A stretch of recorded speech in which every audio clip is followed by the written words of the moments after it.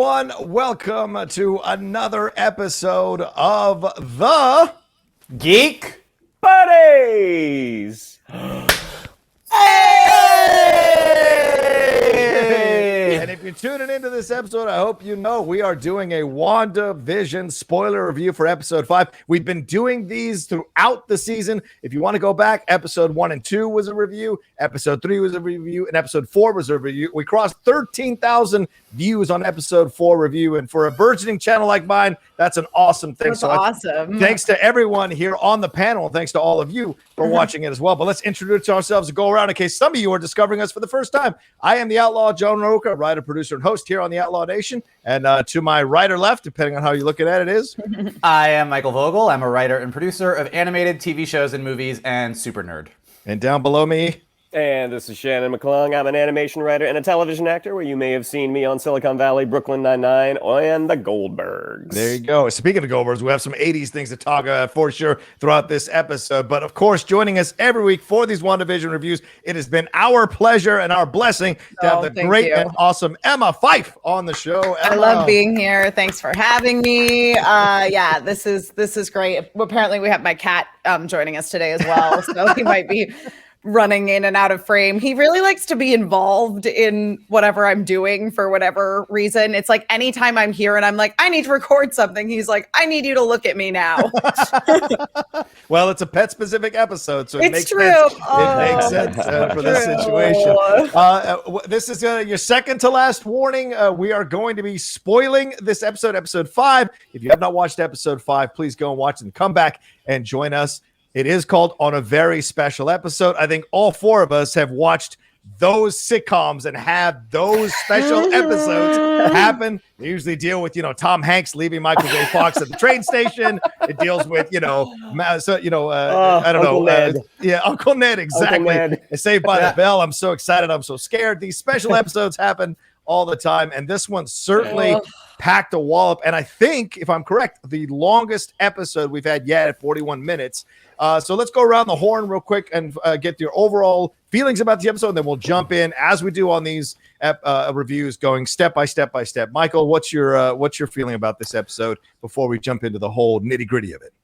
I think this episode takes the best of everything we've seen so far and brought it all together. I think this is what the show really is. I think the first 3 episodes really focused on what was happening in Westview and this sort of meta sitcom world. And then the 4th episode brought us out and brought us fully back into the MCU as we know it, kind of got us up to speed with what was going on in the world outside of Westview. Yeah. But now and for the rest of the season, I think this is what we're seeing. I think we're seeing this blending of the meta sitcom world of Westview combined with the MCU outside, and putting those 2 things together was better than chocolate and peanut butter to me. It was amazing. It was fantastic. Obviously, there is a huge reveal at the end that everyone is talking about. But even without that, this was by far the most powerful episode for multiple reasons. Nerd reasons, Easter egg reasons, 80s meta reasons, and emotional reasons. So probably my favorite episode, and I love this show so much. And I got a weird feeling saying this current episode is your favorite episode is going to be a consistent theme going throughout the rest of the season. It feels like I feel like you're right. Yeah, Michael brings up an excellent point. This one kind of walked that tightrope of existing in both worlds at the same time. What's your feeling about this overall episode? Well, I mean, as far as it walking that tightrope and existing in between the 2 worlds, I think that is part of what was so powerful about it, was that you were getting more of an understanding of like Wanda's relationship with reality and with her own reality, which we're seeing that this created reality that we see that she's slowly like losing her control over. Plus, there's now some other questions in regards to all of that. But honestly, what really, really worked for me about this episode was the relationships between the characters. Once again, such an incredible job of portraying like what it is like to be a woman, or I assume, but don't know specifically because I am not person of color in a white male dominated workspace. That's something that I think this show has like really, really nailed. And I know that it's like a small detail, but it's really, really important to me. And also Monica Rambeau, holy shit. Like in the course of just a few episodes has made her one of the most compelling characters in the MCU. And just like, if you want to talk about a character who is absolutely a person who you just see actively choosing compassion and being a better person, like unbelievable. I love this show. Those are excellent points you make, Em. Absolutely. Teyonah Parris in just a couple of episodes or 3 episodes has completely got us on board with her and what she's creating in Monica Rambeau. That's such an excellent point. You know, you don't have a lot of time sometimes to create a memorable character. And when you get that opportunity, especially as a woman of color in a superhero world, if you can knock it out of the park right off the bat, that just speaks volumes about your talent and your ability to connect with the audience. Shannon, overall, what's your feeling about this episode, you know, factoring what Michael and Emma said as well? I mean, what Mike said about this is probably his favorite episode. This is the first show in a very, very long time that I feel each episode is just better than the next. And the obviously that was by design. I mean, the first episode started and it was very quirky. It's like, oh, we're playing in this 1950s world. You can tell the actors are having a blast. You just get that little kind of crack of like, oh, what's happening here? As Mr. Hart and as Mr. Hart was choking and Mrs. Hart was smiling, saying, stop it. And each episode, they just keep building. Yeah. And I mean, this is the type of thing that I would be so curious to be in the writer's room for, to be like, all right, how do we build this roller coaster where it's going up, up, up, up, up, up? Even in limited series, you're going to have episodes that like, oh, that was a good one. It wasn't quite as good as this one, but this show, every episode, we're talking about more and more and more and more and more. And yeah, I mean, Teyonah Parris is just, I mean, you're hearing the crack of the bat and watching the ball go out of the park. I mean, she's absolutely killing it. And, you know, that's not to take away from the work that everyone else is doing. Paul Bettany, I think, throughout this entire series, he is showing you, like, you know, before he was cast as Jarvis, I mean, he kind of took a little bit of a dip. Like, you didn't see him as much. And what he's getting to show off in this series is just phenomenal. Agreed. Yeah, all accolades to the actors. Elizabeth Olsen as well, as the center of this whole thing. Carrying a show like this is incredibly difficult, and to see her doing it and playing the emotions throughout. I will tell you this, I agree with everything all three of you said. I think this was a fantastic episode, definitely the best episode of the series. And for the people, I saw someone tweet, oh, they should have combined the first 2 episodes into one episode. You don't get it. They were laying the groundwork of this world so you could get the effect in 4 and 5 of what they were doing. If they didn't spend time in 1 and 2 and laying the groundwork and laying out the characters and laying out the dread and the fear and those cracks in the veneer, if they hadn't done all of that, I don't think you would have gotten the effect you're getting now in episodes 4 and 5. And this episode does that. And overall, just loved all the 80s references, loved all the connections they made. And really, we see now that there is a coming battle between Vision and Scarlet Witch and or Wanda Maximoff at this point. And I think that's exciting to see as well. Yeah, Mike, I'm sorry. What were you going to say? No, I was just going to say, part of the experience of entertainment and storytelling is to make you feel a certain way. Yeah. And I think where people got a little maybe tripped up is those first couple episodes, being thrown into them the way that we were, make you feel uncomfortable. And I think some people didn't like that. They like to know what's going on. Please explain it to me. Where does this fit? I don't understand what's happening. But the fact that they drew it out for those first 2, even the 3rd episode before they really revealed everything, and made you feel so out of place, so discombobulated, so uncomfortable, actually emotionally kind of put you in the same space that Vision is in, and Wanda to a degree as well. Everybody in the town. Everybody in the town. Yeah. So even though it was kind of like, what's happening? I'm confused. That confusion, that kind of lack of awareness of where you are and what's happening, that is the feeling that they were going for. They were successful. Not everybody liked that feeling. And when we got to episode 4, people got a lot more comfortable. And there's only so far you can do that before you do lose your audience. But I think it was intentional, and I think it really worked. I agree. A shout out to Jac Schaeffer, who is the showrunner there. She's done an incredible job leading this thing along. And this episode, of course, is called On a Very Special Episode. It's directed by Matt Shakman, written by Jac Schaeffer, Peter Cameron, Mackenzie Dorr, and Cameron Squires, who's a staff writer on the show as well. All right, this is your last final warning. We're going spoiler into this thing. So if you have, from this point forward, if you haven't seen the show, we're going to spoil stuff. So go and watch episode 5 and then come back. All right. Let's jump into this thing here. We open with a classic 80s scene before the theme song that we've seen so many times. Wanda is trying to get the twins to sleep with Vision. Vision comes down and said that he tried to read Descent of Man, which made him cry harder. And the kids won't stop crying. Wanda tries to get them to be quiet by using her powers, and it doesn't work. We keep hearing the laugh track. We see Binkies. Viz, what are we doing? Or maybe we just need some help. Then Agnes comes over out of nowhere talking about jazzercise. Then Auntie Agnes is here, tricks up her sleeve. You're a lifesaver.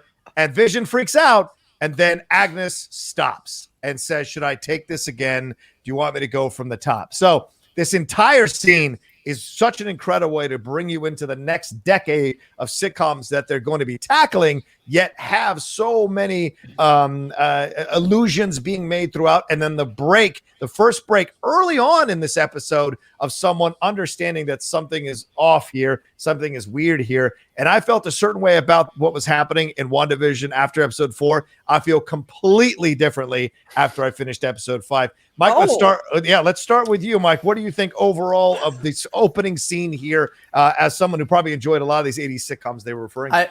I am so curious as to what your opinion. I just really want to know that. Later, we'll talk about it later. Like Johnny said, the classic cold open of an 80s sitcom kind of sets up the world. Instantly, if you are an 80s fan, you know that you are in the Family Ties era because it looks like the Family Ties house. Paul Bettany is doing his best Michael Gross impersonation. So lots of fun. As Johnny said, a mention of Charles Darwin's Descent of Man, which is about evolution. And given where this episode goes, Homo sapiens, Homo superior, definitely, I think, a very specific choice for what Vision is reading. Yeah. Also, as Johnny said, Wanda specifically says, why won't you do what I want to the kids? Yeah. She couldn't control the stork in episode 3. She cannot control the kids. This is clearly a very specific thing, and they do a good job of calling it out. Agnes shows up, and the break was amazing. As we said, I think we called this in the first 2 episodes, of all the characters of Westview, Agnes was the one that always seemed to be showing up right when Wanda needed help. She seemed to be the one that was guiding things along. Absolutely. And Vision clearly has caught on to this. Agnes walks in and says, I heard the kids weren't sleeping well. And he's like, who told you that? How? Right. Yeah. And she covers quickly. She's like, my ears told me. Laugh track, laugh track. And then when Vision gets a little nervous dad, and the whole thing breaks, the awkwardness is palpable. The laugh track goes away. It gets very serious. Yeah. And again, Agnes, unlike the other Westview residents, clearly is more in control and is helping to guide things along here. So very, very interesting. Wanda and Vision kind of have a moment. He's very much like, are you not seeing what I'm seeing? She talks him through it. And then we kind of get a cute little moment where the twins disappear. Where are the twins? What's happening? Which, if you're a comic books fan, this is a reference to in the comics when Vision and Wanda had Tommy and Billy. Whenever she was off fighting with the Avengers or focused on something else, they disappeared because they weren't real. Now, that's not what's happening here, clearly, but it's a nice little reference. And then we see that the kids have aged up to 5, wearing outfits and colors that represent the fact that Billy will become Wiccan and Tommy will become Speed, the green and the red outfits. So literally, all that is to say, in this little cold open that's just a fun 80s whatever, it is chock full of stuff, and we haven't even gotten to the fake opening credits. I will say my favorite part of the entire thing, though, is if you're a fan of 80s sitcoms, there's always that cheesy moment where the music is playing and someone says something that's supposed to be sort of serious and sentimental, and Kathryn Hahn nails it. The kids have just gone from babies to 5 years old. Wanda and Vision are like, what the fuck? The music kind of goes super sentimental, and Agnes goes, kids, can't control them. No matter how hard you try. Which is a reference to the fact that Wanda literally can't control her kids, but also, as we've talked about in a meta way, just one of those 80s little things. Kids, man, Let's go to the opening credit. It's like, it was just perfect. Yeah. Yeah. What do you think there, Emma? What do you think about this whole opening scene? Kathryn Hahn is so good in this scene. I mean, she's great on the show. She's really, really great in this scene. I think too that, because obviously there's been a lot of conjecture about the fact that it's likely that the character of Agnes is in fact Agatha Harkness, and she does make a reference to, Auntie Agnes is here and she's got a couple tricks up her sleeves because, she's a witch, so she's got magic. But also just that moment of her where she's like, oh, shall we take it from the top? Like it was that recognition of, again, like we've already seen that she seems to show up at the most convenient of times, and that there is definitely some awareness with her about the fact that like this is not actual reality. In the scene where they were like sawing through the stone wall a couple episodes ago, she's there and she's the one that's like, don't break this reality to Vision. Right. Even though like she was involved in the conversation where they're like, hey, that our friend in there doesn't have a home. Isn't that weird? Isn't that weird? But it was almost like it was her very specifically calling out the thing that we've seen happen a couple of times, which is Wanda resetting scenes so that they play out the way that she wants them to. Right. And she's like getting ahead of the curve of it, Emma. That's what's interesting too. Exactly right. Waiting for Wanda to do it. Exactly. Yeah. Everybody else is just waiting for Wanda to do it, and she's going, oh wait, should we take that again? Don't basically being like, don't you want to fix this? Don't you want to redo this? Yeah, absolutely. Shannon, what's your feeling as we get to this break of where Agnes has that moment where she says, you want to take it from the top? Certainly, I'm sure you said that before on set, but like, what do you think? What'd you feel about this whole opening getting you into the 80s vibe of things? I've never quite had a big enough role to say, let's take this from the top. I shudder to think what would happen if I actually yelled that out. But yes, to go off of what Emma was saying, there's a definite shift in Agnes's tone. Like in episode 3, when she's kind of pointing things out to Vision, it's almost as a warning. Like she's giving him some breadcrumbs, like, she doesn't have a home. She doesn't have a husband. When this happens, when she asks Wanda, do you want to take it from the top? It's very deferential. Yeah.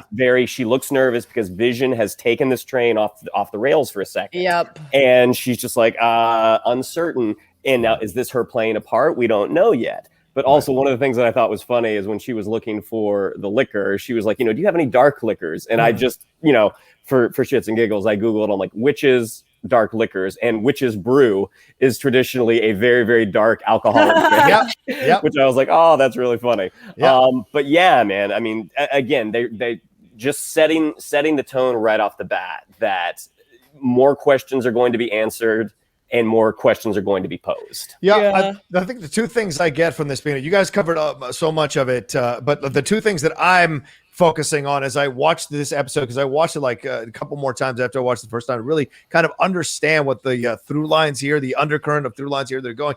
Clearly, it's that Wanda can't control this as much as we thought. And certainly Rambeau getting shot out of that energy field saying, Wanda, it's all Wanda. As I'm watching this episode, I'm starting to believe that it's really concretely that it is not Wanda fully controlling what is happening here. And we have Vision starting to question this more and more and more. We see later on with Norm what that leads to, and then the confrontation obviously later on. But this is that first gap where he's like saying to Wanda, like, didn't you catch what just happened? Didn't you see, how do you not catch what just happened? So to me, this is an interesting situation that we're developing here, where Wanda is not necessarily as in charge as I had thought, or we had been led to believe. And so now my focus starts to move towards Agnes, even more so probably in conjunction with someone else, working with someone else, maybe Ralph, working with someone else who is making this all happen and giving Wanda the illusion of control in certain moments, but removing that control when they need a storyline to keep going forward, to keep Wanda on and going in a certain direction. So that was just so concretely laid out in this opening scene. Mike, you were going to say? I was going to say, you are correct. It is not Wanda. Like, it is That's pretty clear. That's what's for me. It is pretty clear at this point that although Wanda is, I would say at this point, a willing participant, when we get through the episode and we'll hit the beats, they make it pretty clear that like there is a lot more going on here than just Wanda decided to do a thing. Yes. Yeah. Absolutely. I'm still not convinced that she isn't the architect on some level. Yes. But it is definitely not just her. Right. Well, and there's an interesting level of push and pull to it. We'll get into it later. I have some theories on what's really going on here, but we'll get it as we go along. But it certainly feels like Agnes has figured out how, and great cult leaders do that. They get a way to get into your mind to make it seem like it was your decision to do these things and to create your reality in a certain way. Certainly, we've been seeing that lately. So you see that kind of situation, and I feel like Agnes is doing that with Wanda to make it seem like Wanda's in control, but not in control in certain critical moments. For her, we shall see. I think Agnes is still probably not. I think I'm putting Agnes more in the good guy category than the bad guy category still. But we'll continue. I think I am too. But I am not. I think she's full on in control. But we shall see. Obviously. All right. So we move out of this. We have, as I said, we had the conversation between Wanda and Vision here about Vision saying, "Didn't you catch that? Didn't you see that?" And Wanda's like, "No, I don't know what you're talking about. I didn't see anything. Totally fine. She was just kind of unsettled, and now she's taking care of the babies." We go back to her, and she's rocking the baby. She's springing lavender on them. I don't know if Shannon looked what lavender means, but the dark liquors thing happening. Good. I love Agnes talking about her buns of steel. And then there's no taint, and then she talk about her libido. And Wanda says, there's nothing wrong with her having the libido, for God's sakes. And then they can't find the kids, as Michael mentioned, and boom, they're grown up to like 5 years old or 6 years old, something like that. As you said, Michael, Billy in red, Tommy in blues, and green as Speed. And we are just in that moment where we go right to the opening credits. So anything, what's the lavender situation, Shannon? What does that mean? Well, I did look up lavender and witchcraft, and there wasn't really anything of consequence. Okay. I mean, it is supposed to relax you, but I thought it was interesting that she said Ralph sprays it on her at night. I feel like when you watch WandaVision at midnight on Thursday, you have a little tinfoil hat on, and you're like, I put the tinfoil hat on for the second viewing. The first viewing is all about enjoyment. When I watch it the second time is when I put the tinfoil hat on. One last thing to reference, and I get this from Screen Rant. They're saying the episode is borrowing a lot from Wanda's most important story, the Dark Scarlet Witch story from Avengers West Coast.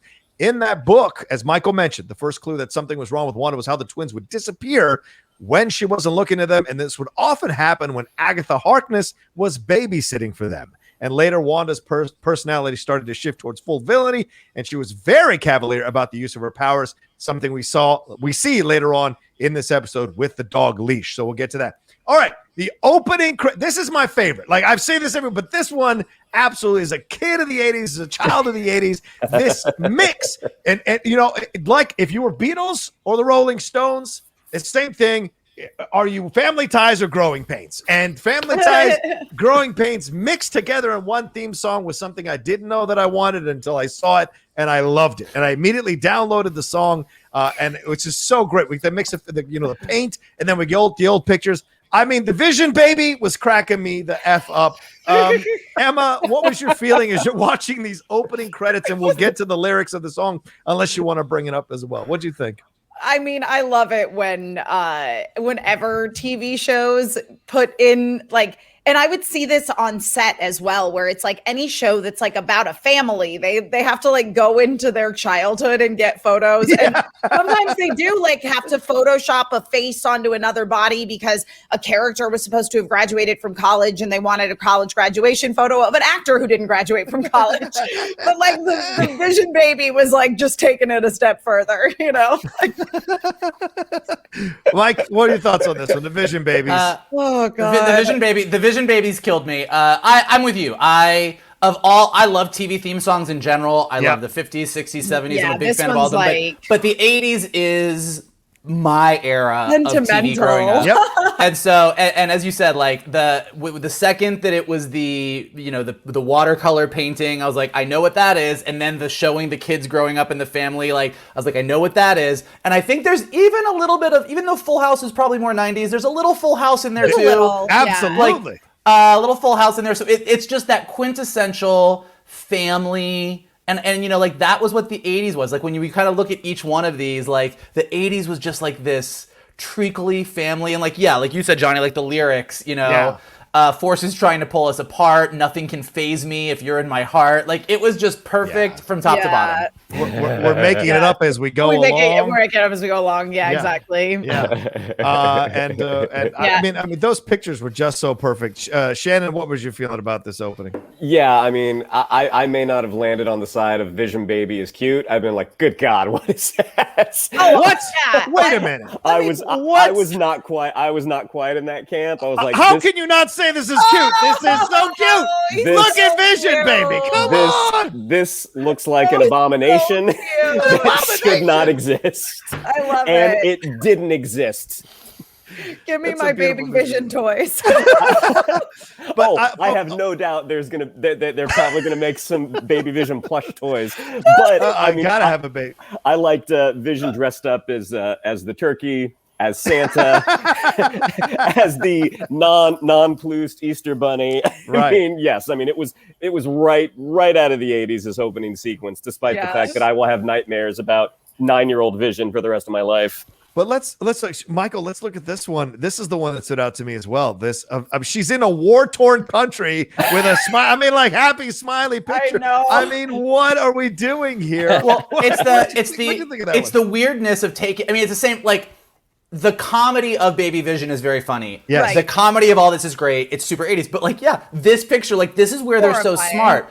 Yeah. She grew up. She was born, as we know from a few scenes later. She was born in 1989 in war-torn Sokovia, and her parents got killed by a Stark bomb 10 years later. So this is her childhood.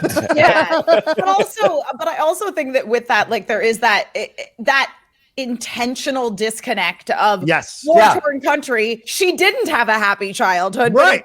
She's projecting this idea of a happy childhood into the vision of her life that she and somebody else clearly have created. It's so great. It's so great. Yeah, the lyrics here, you wander the world with a vision of what life could be, but then the years come and teach you to just wait and see. As Michael said, forces may try to pull us apart, but nothing can phase me if you're in my heart. We're making it up as we go along, and there will be days we won't know which way to go. This sounds like madness to me, but we'll take it.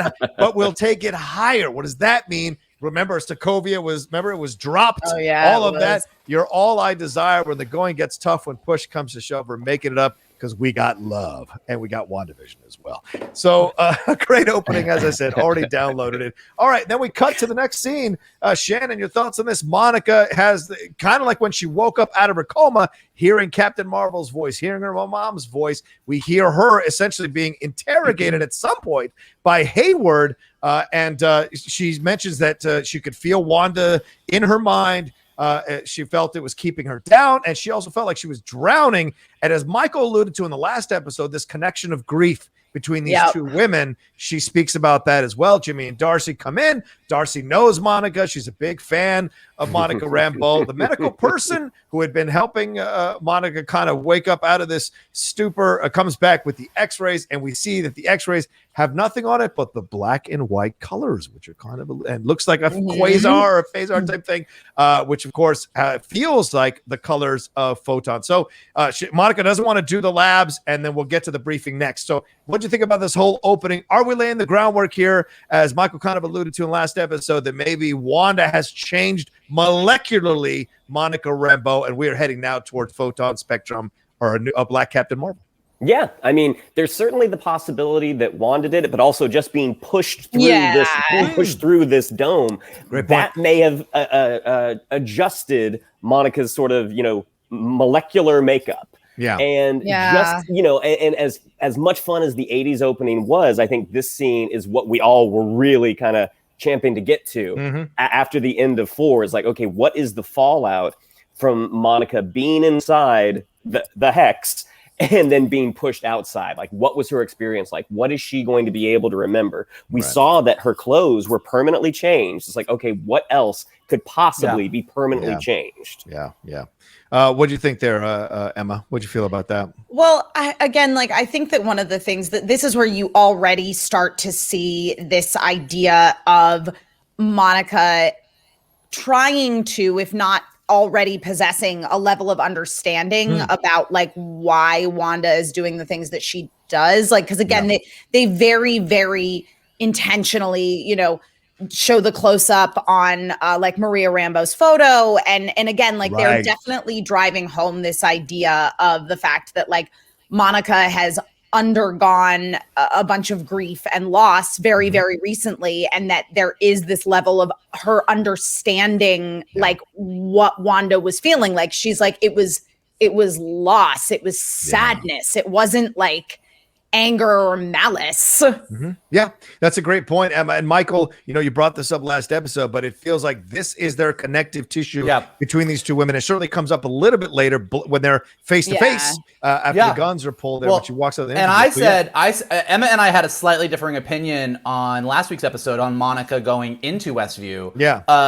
Emma was saying that she felt like Wanda was almost drawing Monica in. I felt it was the opposite, that Monica, because she had grief, was drawn to it. I think Emma was right and I was wrong, particularly because of some stuff that Monica says later on. But here, as you guys said, when she says this feeling keeping me down, hopeless feeling, like drowning, grief. We see the picture of her mom. We see her in the hospital. We also see a shot we haven't seen yet. When she says the word grief, there are a bunch of really quick cuts, and I went and had to pause it. There is a cut. There's an image of Wanda with her long hair, not her 70s long hair, like normal like Wanda. Regular. And she's crying in like just agony. And nowhere in the show thus far have we seen that. So that was something that was a little bit new. And then it cut right from that to Monica, the moment in the hospital when Monica finds out that her mom died while she was blipped. So they're just very specifically saying these two have this connection, which I think is really interesting. And like you, John, you're totally right. When she comes out of this and the CAT scan comes back and it's just like this bright white light with black around the edges, you're like, okay, well, clearly this is where we are going on this front. Like this is what's going down. And I do think it's true. Like we get to a scene a little bit later, but the Infinity Stones are gone. Thanos destroyed the Infinity Stones. The power of the Infinity Stones is still rocking around this universe, and it's rocking around in some people's bodies. And Monica might now be one of them. That's a very good point.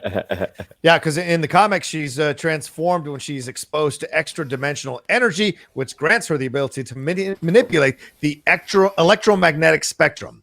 CMBR maybe in some way, we shall see. That may come into play for sure. Now we move on to the briefing. Emma, we'll start with you. As you mentioned earlier when we started this episode, talking about a woman of color here trying to state her case, trying to go toe-to-toe with a white man in charge here, and kind of a little bit trying to be railroaded here. But at the beginning, we get this briefing by Hayward and Jimmy that explains a little more about Wanda Maximoff. And I think this is done for people who may not know the story. I'll tell you this, my girlfriend hasn't seen any of the Marvel movies. She has become more and more engrossed every week that she watches. In fact, she was working. I had my headphones on in the morning when I was watching yesterday, and she goes, "Actually, you can turn the sound on. I want to watch." I'm like, "What?" So, and so it was really cute. So this was a great thing for people who maybe haven't seen the Marvel movies. This was a great explanation quickly about who Wanda Maximoff is for the most part. But yes, please go ahead. Randall Park deserves an Emmy for this scene because again, it was the way he was being treated by the white man in charge. Fair point. Oh my God. And they just portrayed it so accurately. And it's not, and like Hayward is not an over the top cartoonish villain, even though like we all look at him and we're like, okay, baddie McBad guy. But so does Darcy. Yes, exactly. But that's the thing, is like, he is not a cartoonish villain. He is just a white man who is used to being in a position of power and having everybody listen to him. And also in a place where he is the acting director and feeling fragility of like, the thing that I've come to know, like I barely have a grasp on it. I'm being disenfranchised. And it's like, fucking stop. But like the way that he explains things and Jimmy Woo just being like, yeah, that's an oversimplification of like him basically being like, Wanda bad, she do bad things. And Jimmy's like, actually, it's more complicated than that. But okay. And then him just kind of shoving him to the side in that moment that he has with Darcy, where he's like, I don't want to speak ill of people. And she goes, I will. So He's great. a dork. Oh my God. But and you're absolutely right. And this leads to the interaction with Monica. But first, we should get into the fact that, Mike, they get the names of Wanda's parents for the first time. Irina and Oleg Maximoff. In the comics, they were Django and Maria, but this is Irina and Oleg Maximoff. So many people speculating that the two actors we see in all these commercials are possibly her parents. We shall see. We do find out Wanda was born in 1989, which is consequently the same year that Elizabeth Olsen was born as well. And we hear that she doesn't have a funny name or nickname. So Scarlet Witch has not been spoken yet in the MCU for this as well. But Feige in 2019 at Comic-Con in Brazil said the show would reveal a name that I'm not even sure we've said in the MCU yet, but we absolutely make a big deal of in WandaVision, which is that Wanda is in fact the Scarlet Witch. What does that mean? That she is the Scarlet Witch. So all of this, Mikey, thoughts on all of that? Yeah, I have some opinions on that Scarlet Witch part. It ties into my Agnes stuff. We'll get to that later. But, echoing everything Emma said, great scene. Everyone did a kick-ass job. Really interesting. I mean, as a continuation of the MCU's sort of breakdown of superheroes from Civil War and Secretary of State Ross and all that stuff. They bring up the Sokovia Accords here. Yes. But this idea that Hayward is straight out down the line saying Wanda is a villain. Yeah. And when Wu sort of argues that and says, like when he says, that she and Pietro, born in 1989, radicalized by Hydra. Yes. And Wu is like, well, that's not exactly right. Yeah. They were experimented on. And he was like, yeah, she's a villain. And he's like, but then she became an Avenger. And he goes right down the line. He brings up everything. He brings up Lagos. He brings up Germany, which is the airport battle in Civil War. He brings up all the points in the MCU where Wanda acted as the villain and very selectively pulls those out to make his case. And I think it's really interesting. Scarlet Witch as a character is beloved by people because she walks that line. She does things that are wrong. She does villainous things, sometimes out of grief, sometimes because she's mind controlled. There's lots of reasons.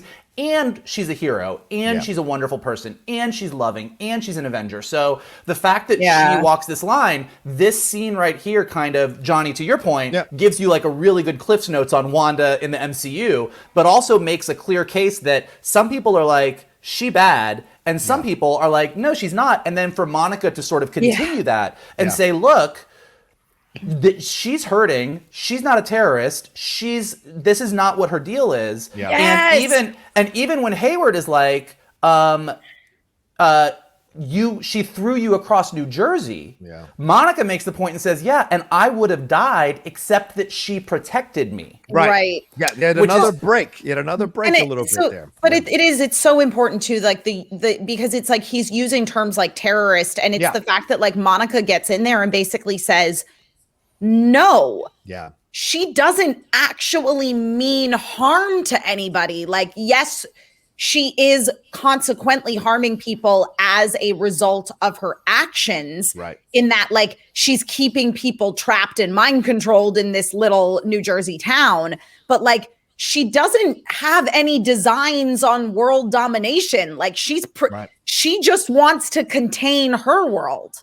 Right, she said, because he says he mind controlled thousands, and she said she could have mind controlled so much more, but didn't. Only kept it in a small area in a small town. And of course, later on, we'll see the confrontation between Wanda, if that is Wanda, and Hayward in that moment. But another thing for people who are in the comics, another thing to think about. Her mother, Natalia Maximoff, of course, that's a different name in the comics than it is in this, was one of the greatest of the Scarlet Witches. She comes from a long line of Scarlet Witches, does Wanda. So is that going to play into this if these characters that we've seen in the commercials are actually her parents and maybe still alive? I don't know. We shall see. As you said, Monica gets involved in here, pushes back on him. We hear about this, and then Hayward pulling out the nuclear bomb says, really, you think he's cool? She's cool? Well, let's take a look at Wanda taking the body of Vision out of SWORD headquarters, which violates his living will, violates the Sokovia Accords, and this is a deleted scene from Avengers Endgame that Feige had cut because he felt it wasn't in the rhythm of the movie, and how it has played out in this series has been fantastic. Yeah. Shannon, I go to you. What's your reaction as you see this deleted scene and Wanda like taking that body out? Well, we find out where this all started. One, right? or not, maybe not exactly where it started, but we get some. Okay, hold on, because I'm about to say something else where you're really going to wag your finger. One, we find out, we get a little more context. Like, okay, this is what happened beforehand. Now, and I get that Hayward definitely is not like a great guy here, but he's dealing with the information that he's been given. Like, yep, this is true, Mike. Yeah. This was 9 days ago when the body was stolen. We find that out as well. Yes, this gal who used to be a bad guy, who became a good guy, but then she went and we don't know if she was sort of excused from, the Germany crimes. Like, Captain America broke those people out. So we don't know if the debt has been settled. But then she breaks into a secure facility and steals this thing. He's dealing with the information that he has been given. Right. So while I do agree that I don't think Hayward's motivations are great, he's not out to get her just because he doesn't like her. He sees her as a threat. No. Absolutely. Oh, yeah. No. Say more, Emma. Say more. You're saying you disagree, Mike, is what you're saying. You disagree. I respectfully. I think he's like actively targeting her. Yes. I don't think it's that. Here's why I think Hayward is a very bad guy. Okay. Very. Okay. Not like I think demon he's just level. kind of a regular bad guy. Like, Yeah. Well, I'll put him at like governmental level bad guy. Yeah, Here's the thing. That's fair. Robert Redford. Yes, That's fair. Yes, Shannon is correct. Like, Wanda, in the eyes of the government, is probably still seen as a criminal for breaking the Sokovia Accords and helping Cap in Germany and all of those things. Absolutely true. The way that Hayward presents this to Monica is she is a bad guy because she stole Vision's body and went against his living will and went against his wishes. And then it's Wu, I believe, who says he didn't want to be used as a weapon. As a bioweapon, yes. as a bioweapon. Let me ask you a question. Vision's body has been around dead for 5 years and 2 weeks. How come it is lying on a table hooked up to a bunch of machines like it's a fucking taken apart Commodore 64? Wait, Why wasn't this buried? He's a hero. Why wasn't this put in a monument? She didn't break into some tomb and take Vision's body. Wait, didn't she goes in. Okay. He didn't blip. He just died. So, he died. I'm sorry, Monica and Wanda blipped, but not Vision. So this body has been around for 5 years. Yeah. Wanda goes in pissed off. You know why? Because somebody or something probably said, hey, the love of your life, the guy that you love who never wanted to be used as a weapon, look at what's happening right now. And she went in and took it the fuck out of there because it was the government /sword / probably Hayward who was actually doing exactly what Vision didn't want to do and saying, this is too powerful. We should use this as a weapon. That's why Hayward is a bad guy. Him trying to pin it on Wanda, him saying, oh, Wanda's going against his wishes. He was going against his wishes. Wanda got the love of her life out of there because that's some bullshit. Okay, so let me respectfully disagree with my colleague here. Let me respectfully disagree because I don't think that's Wanda. That's what's changed for me in this. And Wait, also, you don't think that it's Wanda that went and got the body out? And I don't think it's Wanda that's confronting Hayward when she comes out of that energy field. I think that's either Mephisto or Agnes shape-shifting into Wanda and doing all of this. Why else? Who else? Why? I see your point, Mike, that she would go in there, love of my life, blah, blah, blah, blah, bloops. But I also think possibly that if you're going to control Wanda, the way to control Wanda is to reanimate the body of the person she loves the most and give her this utopian existence where she can be back in love with her man who is still alive. Remember, Darcy asks, how the hell can she reanimate when the Mind Stone's not around anymore? Who is doing this? Well, Mephisto has the ability to reincarnate people. So maybe with Agnes's help, there is this possibility. So that's where I may be completely wrong, but that's what's been hitting me throughout the episode as I'm watching it, that this is not actually Wanda. This is someone else doing this. And like you said, Mike, why 5 years later, all of a sudden, blah, blah, blah, is taking this thing. And yeah, maybe he's using it, but is it Nick Fury in charge of S.W.O.R.D.? Do you think Nick Fury would allow them to do this to Vision's body? To be fair, Nick Fury was in charge of S.H.I.E.L.D., and we saw how that went with Hydra. He's not impervious. Well, I'm just saying. You wouldn't want to put a negative thing on him. But second of all, blobbity bloops aside. No.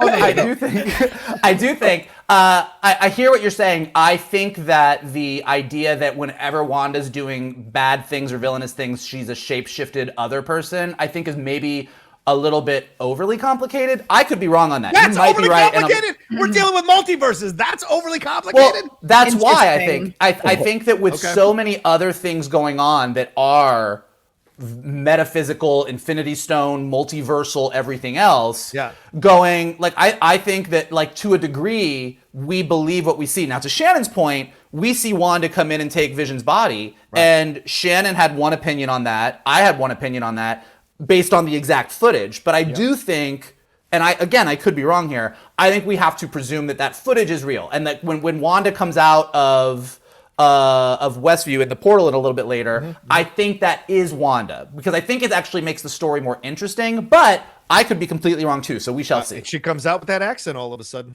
I that's what I feel like. It's not her. I think they're a little heavy, but like I said, could be completely wrong.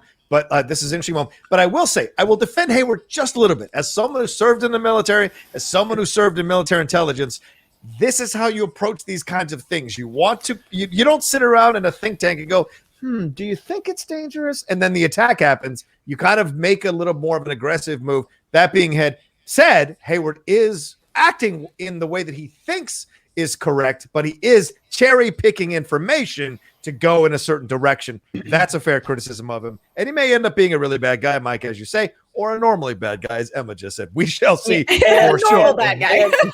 And John, to the point of, like, well, how come you haven't buried Vision? Vision's body is a weapon. So it's not like you can just bury him. It's not going to decompose in the earth. Right? Exactly. You have to keep him in a secure location. Secure is one thing. Laid out on a table with wires stuck into him is another. I'm just saying. Good point. Interesting. I had not considered your theory at all, Rocha. Yeah. I don't think it's totally off base. I don't think it's totally off base, even though I still think that it was really Wanda that emerged from the sort of bubble of Westview. And my reasons for that we can get into as we get closer. We will. Absolutely, we will. To that scene. Yeah, there's the question, like I said, how does she do it without the Mind Stone? Darcy asks, what happens when Vision learns the truth? Once again, as I pointed out earlier, this idea of Vision waking up more and more from what's happening in here and being less controlled by Wanda or whoever's controlling this as this goes along. As you're waking up Vision more and more, you can't stop Vision from becoming what he's going to become. And that certainly is what happens in that confrontation with Wanda, or is said in that confrontation with Wanda later on. All right, let's jump into our next scene here. The twins are washing a dog in the sink. Well, the suspenders. One last thing in that last scene. 9 days ago, is this 9 times from Ferris Bueller's Day Off? I don't know. It's a reference. Anyway, just throwing it in there. But yeah, we go. Y'all getting crazy. Y'all getting crazy. Getting wild. Wanda comes in, sees the kids. She's wearing the suspenders. Family Matters. Is this an Urkel suspenders thing? I think so, in my opinion. The twins certainly feeling like a Full House reference. But we get yet another animal introduced into this series. We had the stork before. We had the rabbit. And remember, the rabbit people connect to Agatha Harkness. Agatha Harkness had a rabbit, but the stork there, Wanda's powers didn't work on the stork. The dog is here. She starts to give this lesson about taking care of a living thing, the responsibility of all of this. And then Vision comes in his formal look as a human being. And it is because he thinks someone is about to show up, and someone does. But before we get to that, and that's Agnes, obviously, before we get to that, he comes in with this newspaper with the headline that reads "Local Homemakers Innovating Recipes." But when he folds the paper in a certain way, just like he did a couple episodes ago, it says HOM, which could be House of M reference. We shall see. But yeah, I went and looked at that. I went and looked at that newspaper thing, and again, I walk a fine line because sometimes I'll be like, "Oh, look at that reference," but I watched him fold that paper. I ran it back 3 times, and I was like, he folded it and held it, and they were like, this is gonna say House of like, I'm like, I feel like that is maybe a step too far for me. It's not incorrect. Like, it clearly is HOM, but I'm like, well, like, the wine said House of Maison. The right? wine, yeah. You are the wine is for sure. The wine was for sure a House of M. This one I was a little bit like, I don't know. But Emma, we're here in this moment. She's saying taking care of a living thing is a response. Like, in this moment, she's almost unaware of what is happening or what she's created, which is why I'm even more, as this episode went along, even more firmly believing that she is not the one in control of this fully. And she's giving this lesson to the kids about taking care of a living thing, which she is doing by taking care of Vision, bringing it back to life. 100%. Yeah. And I mean, we just see in this episode too, this idea of, it's like, she's losing her control, whatever level of control she has or doesn't have on this reality is like slipping away from her. But it's also like she's introducing ideas of reality back into this pseudo reality where normally she does just magic everything to make it all right. But like in this episode, it's like, it deals with, again, like it's on a very special episode. So we're dealing with themes of, death and loss and things like that. And we're seeing her explore those even within this like perfectly crafted world, which isn't so perfect. So it's definitely interesting. And again, we're like setting up the idea there of like taking care of a living thing is a big responsibility. And she has also taken on the responsibility of caring for this, for her kids, for reanimated Vision, for this entire reality. Yeah, it's true. It's a great point. Yeah, absolutely. That's a great point. Shannon, Agnes comes in with the doghouse and right on time. And, and exactly what Vision's starting to figure this world out. And every episode, piece by piece, he's starting to figure this world out and how it works and how it operates, which may lead to a massive moment, I think, at the end of this series. Anyway, they decide to call the dog Sparky. Michael, I'm sure you know the reference to this in the comics, yes? Shannon actually told me. He's the one that informed me of it. Shannon, take it away. Yeah, brother. From Tom King's Vision miniseries, Vision builds himself a dog, and he names it Sparky. Actually, because Vision has it's a wife and two kids, I think. But it's not Wanda. No. And they all have V names. Like I think his wife's Virginia, but they move into a DC neighborhood. And this also connects back to the Grim Reaper. Now, I don't think the Grim Reaper is necessarily going to show up in this at this point, but in the comics, Vision's wife kills the Grim Reaper, buries in the backyard, and he has this kind of scythe. That's his weapon. And a local dog, as dogs do, digs up down to this body, and the dog touches the scythe and dies. Yeah. So Vision takes that dog's brain or consciousness, I can't remember, and then he creates his own dog called Sparky. And then Sparky in the comics also meets an unfortunate fate. Yeah, the fortunate fate being that one of Vision's children, in a fit of rage, beats the dog to death, and Scarlet Witch has to resurrect the dog, which is a weird. What's going on in the comics, man? Scarlet Witch and Tony Stark. Yeah, Tony Stark, right? Yeah. It's interesting with Sparky too, because like somebody had brought up previously the idea of, I wonder if they'll include Sparky on the show because it's pretty common for families in sitcoms to have a dog. I was like, I appreciate the way it was done. And obviously, like, this is a little more in line with what actually went down with Sparky in the comics. But I did think for a moment it would be sort of funny if Sparky was in one episode and then just disappeared and we never addressed it, a la the Brady Bunch's dog. Yeah, that's true. Yeah. Yeah, I think the most important, like Johnny, like you said, I think it's important that now Vision is just totally like, I assume Agnes is going to come in at the right moment, which I think is, you just see him slowly piecing it together. But the most important thing is when Wanda just very cavalierly, as you mentioned earlier, Johnny, makes the dog collar, and Vision kind of freaks out. He's like, hey, Agnes is right here.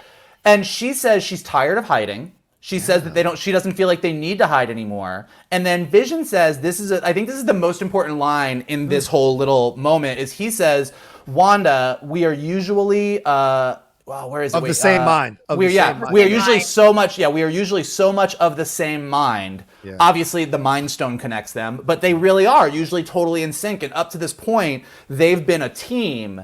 And this is the episode where they are not a team because Vision is going in one direction and Wanda is going in another direction. And like the fact that it's, you know, the specific wording of we're usually of the same mind, I think is really important here.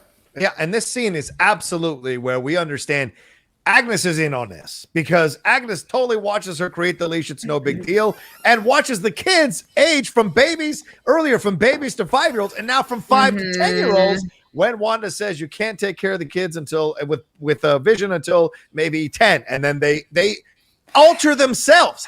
What is that all about? Who is doing that? So she can't control these kids, like Agnes said earlier. So what is this going to lead to, I wonder, as we move forward? But yeah, all right, then we cut to Monica and Jimmy and Darcy. You know, Jimmy coming in carrying the coffee, where Monica is now that she's mapping this out. She's creating a plan. Michael, I'll go to you on this one. 10,000-pound fallout shelter with lead for photons, cadmium for neutrons, tantalum for seismic blasts on wheels. Jimmy gets schooled that the kids have jumped to 10, and Jimmy says they'll be empty nesters by dinner time. Empty Nest was a sitcom in the 80s with Richard Mulligan. And then she says she knows an aerospace engineer who'd be up for this challenge. Michael, who is she texting? Well, we don't know, but a lot of money is on Reed Richards. Reed Richards, yeah. She clearly, you know, she's standing next to this dry erase board, this whiteboard that has all of these computational things. She's trying to figure out this like impossible to do thing. Right. She knows an aerospace engineer who would be up for this challenge. Could be Reed Richards. I think that's what everybody's hope is pinned on. Yeah. It could be a Victor Von Doom.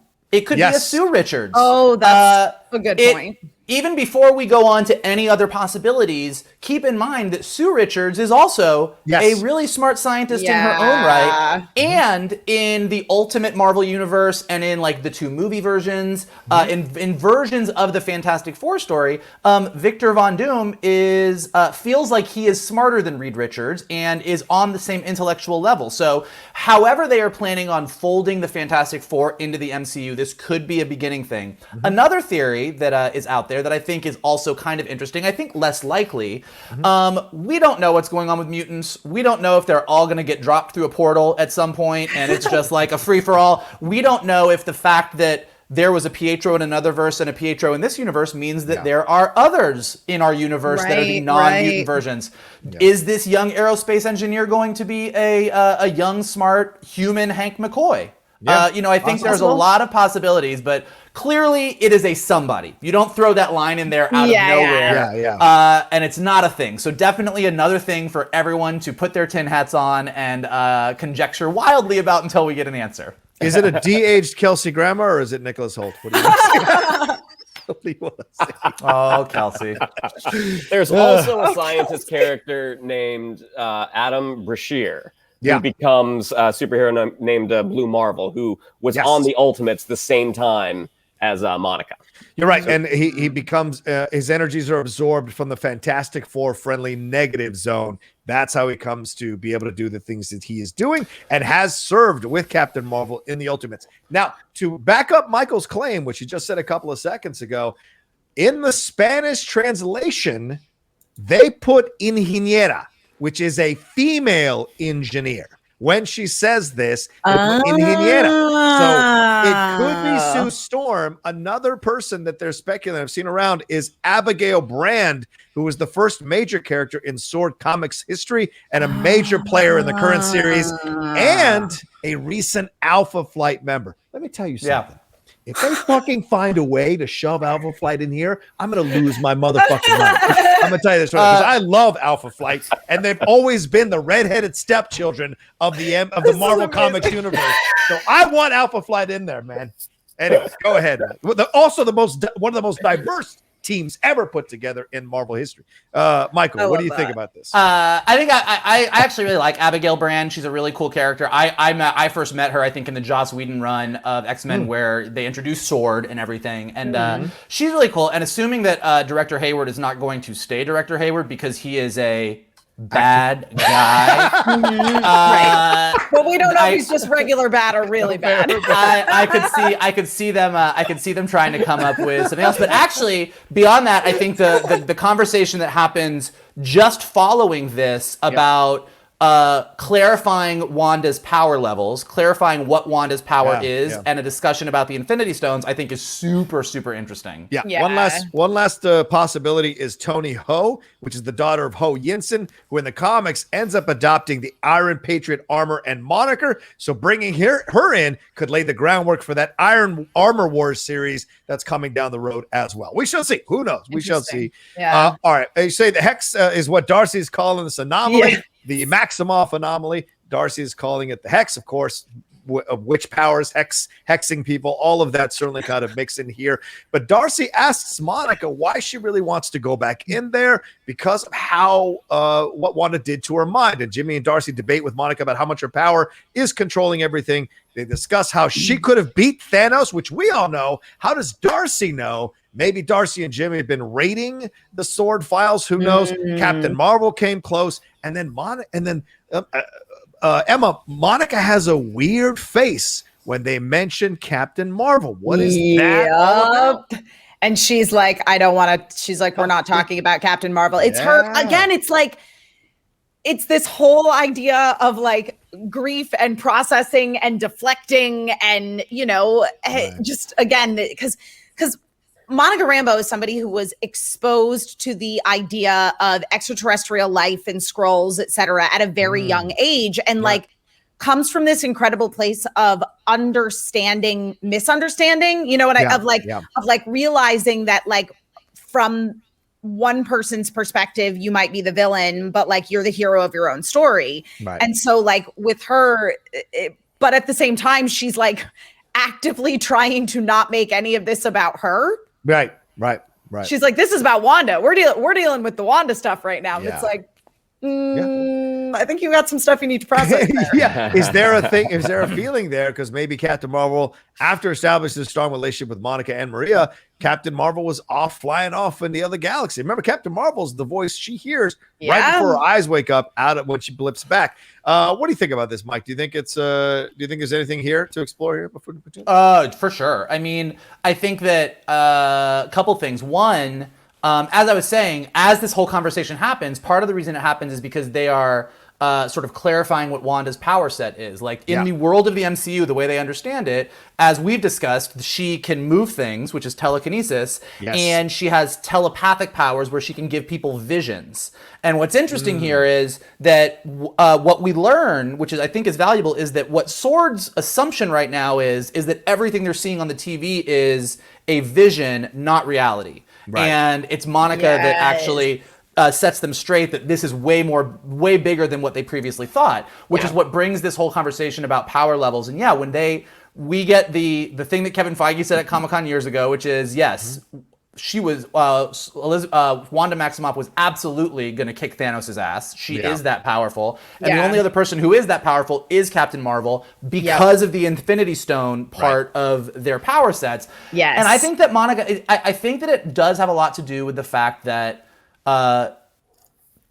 Carol did come back when the blip happened and went and did all the things that she did as Captain Marvel and maybe never saw Maria when Maria was exactly. The fact that Maria is her best friend, Maria was the one who was always there for her, and that Monica is dealing with the fact that she was blipped out of existence and was not there for her mom, and also Carol, who clearly did come back to Earth, was also not there. So I just think there's a lot of unresolved anger and upset there that we're going to dive into.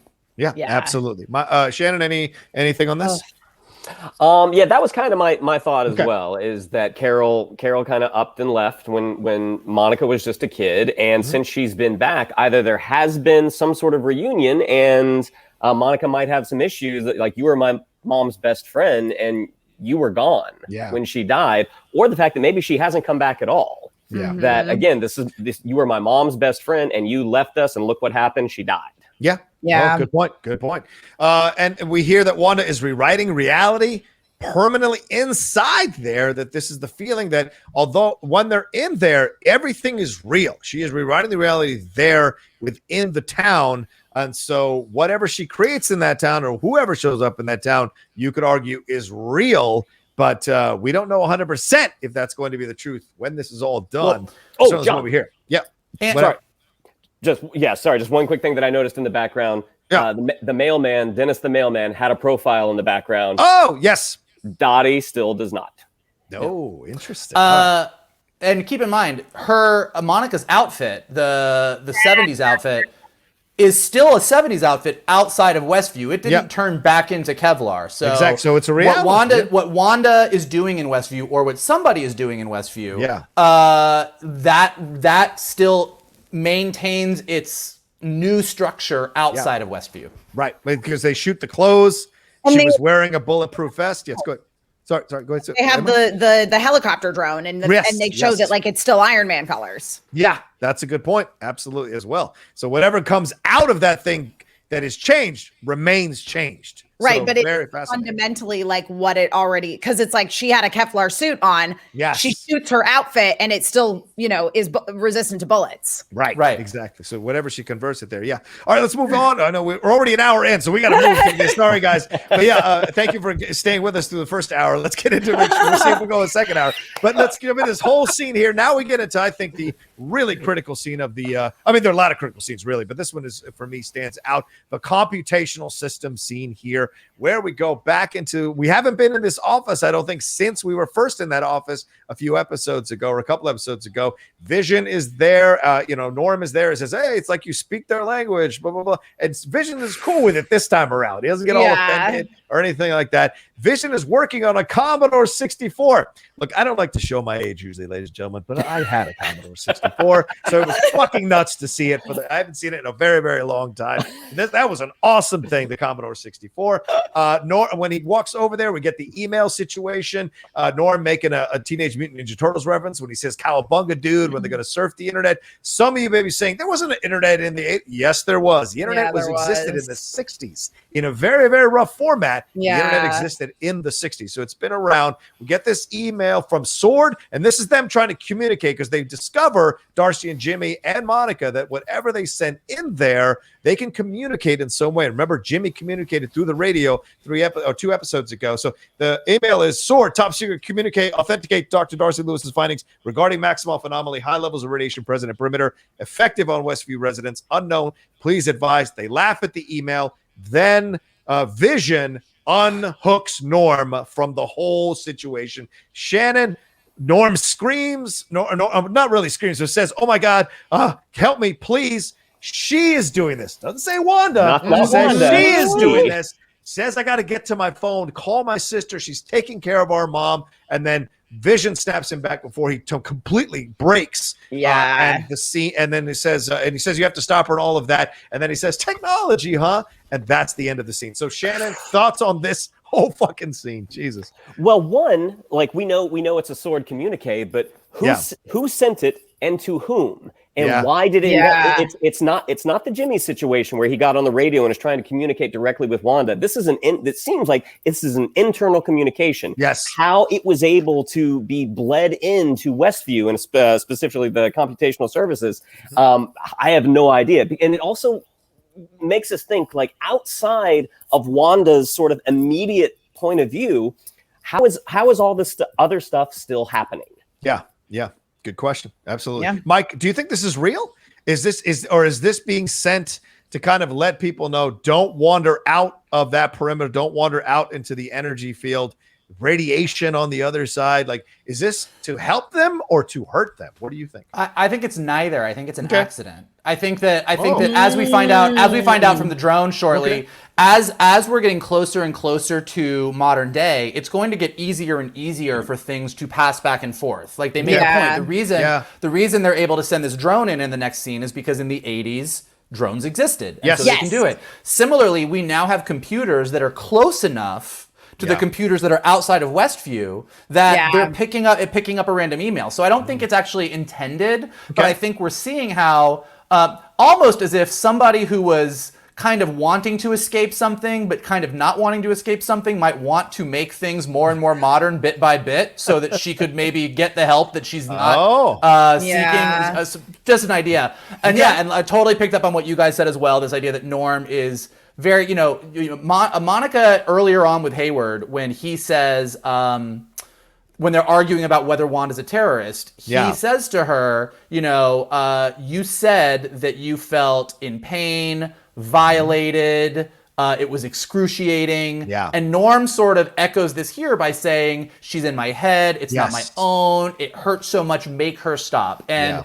I think we're all sort of of the same opinion there, that he doesn't say Wanda specifically, and that whether it be Dottie or Agnes or someone else, or if maybe Mephisto's a female now in the MCU, or whatever it could be, whatever it could be, I think that we are seeing that the person who is actually doing the major controlling of what's going on in Westview outside of Wanda's immediate purview is a nasty customer. Yeah, I'm now cycling back around to the fact that it was Agnes who brought up the idea that Monica as Geraldine didn't belong there. Right.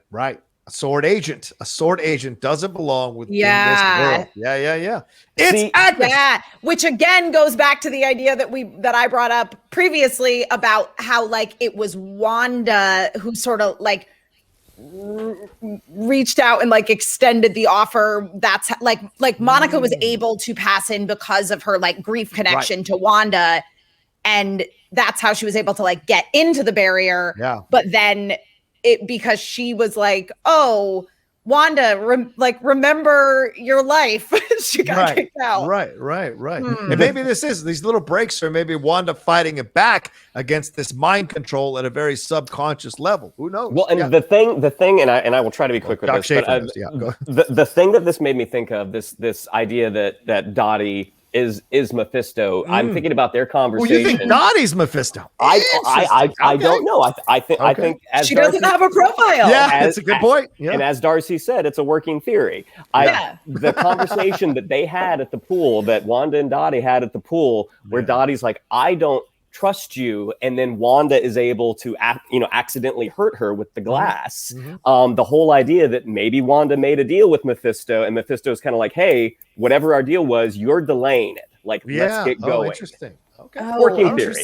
It's where I had the same working theory yesterday. I did go back and rewatch the scene from episode 2, and Dottie does get a little too scared of Wanda at one moment. Yes. Like, what are you, or who are you really? That it made me feel like not Mephisto, but I definitely think that Dottie is more than she appears. Definitely. For sure. Yeah. For sure. But don't you think it's a possibility that Mephisto thought Mephisto was in the power position and suddenly realized, oh, Wanda is way more powerful than I had bargained for? Yeah. Sure, 100%. So just a real quick Easter egg here that also relates to the House of M. There was a girl named Layla Miller that resisted Wanda's influence and possessed the ability to awaken others with a touch. She used those powers to awaken the Avengers, who successfully forced Wanda to reset reality back to normal.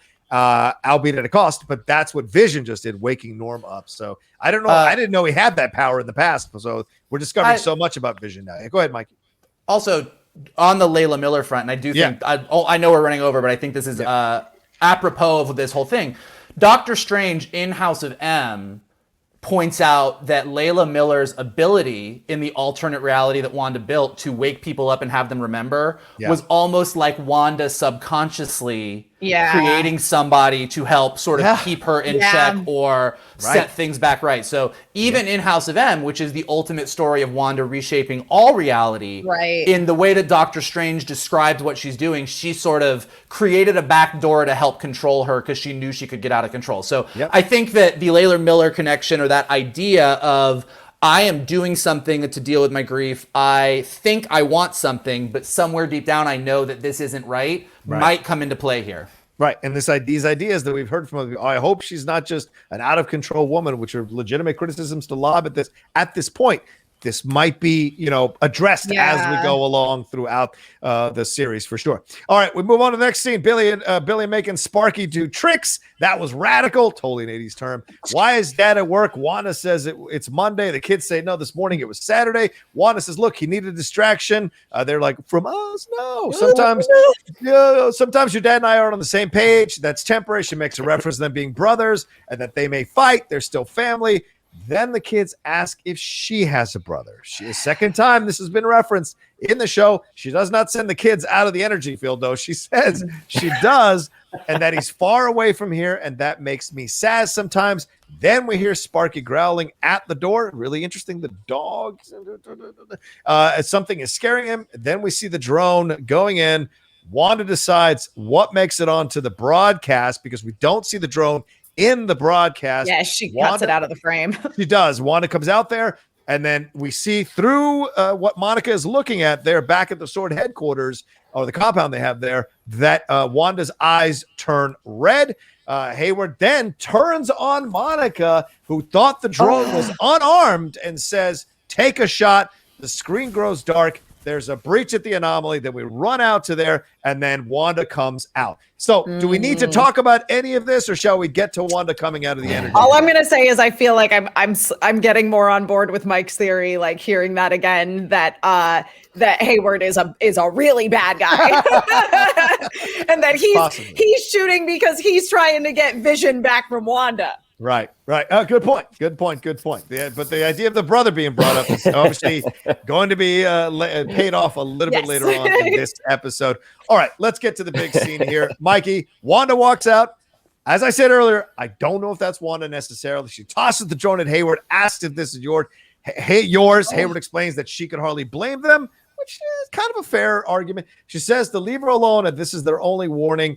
Stay out of my home. You don't bother me. I won't bother you. She has the Sokovian accent for one line for whatever reason, then reverts back to what we've seen her talk before. She's dressed as she was when Avengers Endgame finished. And she says then Monica walks over, confronts her, and says, hey, you must trust me at some level. You brought me into your world as a Sword agent. You trusted me to help to deliver the babies. I want to help you. How? What can you possibly have to offer me? What do you want? I have what I want, and no one will take it from me again. Then she turns the guns on Hayward, and we see the red eyes in the shoulders, and she walks back to Nolly. So, Michael, this entire scene, what is your feeling? What did you get out of it? I mean, this scene is great. This is the Scarlet Witch that everybody wants. This is the Wanda Maximoff that is so powerful. I mean, like we said, we reference House of M a lot. The opening of House of M is all of the Avengers and the X-Men getting together and saying, nobody can control Wanda. Do we need to kill her? Like, she's too powerful. And this is the Wanda that comic book fans want to see. Someone who, she walked out, I was saying this last night to somebody, she walked out, it was her against an entire squadron of Sword agents, and your first thought was, those Sword guys are fucked. Yeah. Like, there was no, the power, Yes. who had the power in this scene was never in question. Really quick, this is where Johnny's right. Sokovian accent definitely coming back strong here, so definitely a choice. Monica, this is what I was referencing earlier. She says, you're a telepath. You brought a Sword agent into your home. On some level, you trusted me to help deliver your babies. So to what Emma was saying last week, it does seem like Monica's making the point, like, you knew who I was on some level. Yeah. On some level, you understood what was going on, and it wasn't until she kind of broke the fourth wall and brought up Ultron that Wanda was like, nope, let's get out of here. So again, on some level, Wanda is sort of almost seeking help, almost because she says Monica says, let me help you, let me help, and Wanda says, what could you have to offer me? And Monica says, what do you want? It's a very open-ended moment between these two, and it's not quite resolved. So I do think this fact that Monica sort of gets Wanda, and there is on some level, Wanda at some level trusts her. And then, in referencing, Wanda says in Endgame to Thanos, you've taken everything from me. And we get an echo of that back when she says to Hayward and everybody, no one will take it from me again. Yeah. And I don't think you can go through this scene and not point out the clear clear homage to the first X-Men movie, where Magneto, who in some multiverses is Wanda's dad, uses his magnetism powers to turn guns on a bunch of policemen, and Wanda uses her telepathic powers to do the exact same thing here, and everything about it just screamed Bryan Singer's 2000 X-Men movie so much that I think it is not by accident. And then she walks off, and it was just badass from top to bottom. Yeah. What'd you think, Emma, of this entire scene? I loved it. Because once again, it is very much like Mike was saying, there was never any doubt that Wanda was going to walk away from this unscathed because she is so powerful. But I love the idea of it was just really hammering home this thought that Monica had introduced earlier during the briefing scene that because basically Monica straight up says, I don't think that you started this with any malice. I don't think there's any malice in your heart in having built this Westview fake reality that you're living in and mind controlling these people. It doesn't come from a place of malice. It comes from a place of you wanting to create a reality in which you are in control, because Wanda is so powerful. And I talked about this last week. She's so powerful. And yet she couldn't save her brother. She couldn't save Vision. All of her power has amounted to nothing. And so here she's using it to create this happy reality that she has never, ever had. Right. And so again, that Monica's I know you don't want to hurt these people. But you are hurting these people. What can I do to help you? And you know that on some level this is wrong, and you do trust me on some level. Yeah. Shan, thoughts real quick? Yeah, just to go off of what Emma said, I mean, Wanda doesn't want to hurt these people, which makes us think that Wanda is not the principal antagonist of WandaVision, that there is someone else at play. I don't necessarily think it's Hayward. I agree Hayward's not a good guy. I don't think Hayward is doing that, for sure. No. But there is a moment, and I almost refrained to bring this up because I didn't want to look like I was doing an about face to what I was chatting about with Michael earlier. Wanda does call Hayward director, which means this is not the first time these two have spoken. So there is a history here. Yeah. So again, Hayward, not a good guy. Right. But I'm not willing to acquiesce that Michael is right about everything yet. Well, the Sokovian situation, the accent really just, I don't know where that's from, because I don't know why they made that decision. I want to explore that more at some point down the road, because is it connected to Wanda saying, I'm tired of hiding, when she created the leash? I'm tired of hiding who I am. Did she change her accent to kind of integrate herself with the Avengers more so she wouldn't seem or reference Sokovia more? I don't know. But her pulling it out right at the beginning, it doesn't stay consistent throughout the rest of her back and forth with Monica and Hayward, but it is there right at the beginning. So like I said, I think it might be Mephisto, but could very well be Wanda. There was just something about the way Elizabeth was playing it that I didn't 100% believe that was the Wanda Maximoff we have seen before, because nothing they say affects her. Nothing they say gives her pause. Nothing they say changes her mind. Sure. So I wonder. We'll see. Anyway, let's get to the Shannon part of the episode, the commercial here. The Lagos paper towels for when you make a mess you didn't mean to, which, of course, referencing what happened in Lagos. Shannon, these are I saw people referencing that these are the Infinity Stones. The colors are correlating with every one of these commercials. We get another one, the red one here. Do you agree with this? Well, I don't know, because in that they were also kind of associating each commercial with the stone, that the toaster was power, the watch was time, the bubble bath was space, and then this would be the reality. So I buy that more than the colors, because the first one was in black and white and the light was red. So I mean, if that theory is correct, then we have two more commercials to go through, and the strong thinking would be is that Mind would be the last one. What do you think about it, Mike? Yeah, I saw that online, and I kind of did a head smack. How did we not see this? We have 6, obviously hexagon, 6 Infinity Stones. The entire 6 is the thing. We have 6 eras of TV that we are doing: 50s, 60s, 70s, 80s, and we know 90s and 2000s, which means we get 6 commercials. Right. And I went back and rewatched the commercials, and a bomb is powerful. The toaster is the Stark bomb. A watch is time. The Hydra soak is a blue cube. And then the commercial says when you want to get away, but you don't want to go anywhere, which is what the Space Stone allows you to do. And then the Lagos brand paper towels are cleaning up a red spill of red liquid, which is the ether, which is the Reality Stone. So I think that's pretty much dead on. Yeah. And as we've discussed early on, Lagos brand paper towels for when you make a mess you didn't mean to, which is exactly what Wanda does in Lagos. Right. Another thing, I got accused last night of being a tinfoil hat person the way Shannon is, but something. And I don't know what this means. I actually don't know, but like I noticed it in the Hydra soak commercial, and I didn't see anybody say anything about it online. And I was like, maybe it's just a thing. But if we're assuming that these are Wanda's parents in the commercial, which I think is a safe bet, and then in the past, in this commercial and the last commercial, they had 2 kids. Yeah. Why is the girl black? I don't know. I don't know.